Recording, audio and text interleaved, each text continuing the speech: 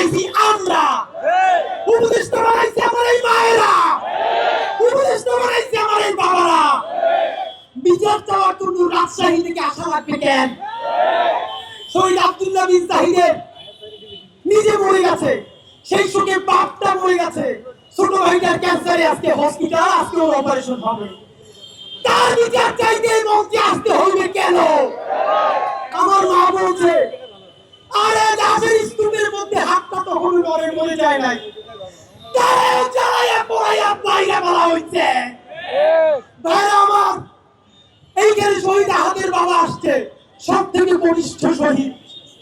বুকটা গুলিতে তুলে শহীদ আমার সন্তান আছে মুখে আরে একটা মশাই কামড় দিলে কোনো বাপ মা সহ্য করতে পারে না, আর তার বুকে বসে তার মালিককে মস্তিষ্ক উড়াই দিচ্ছে।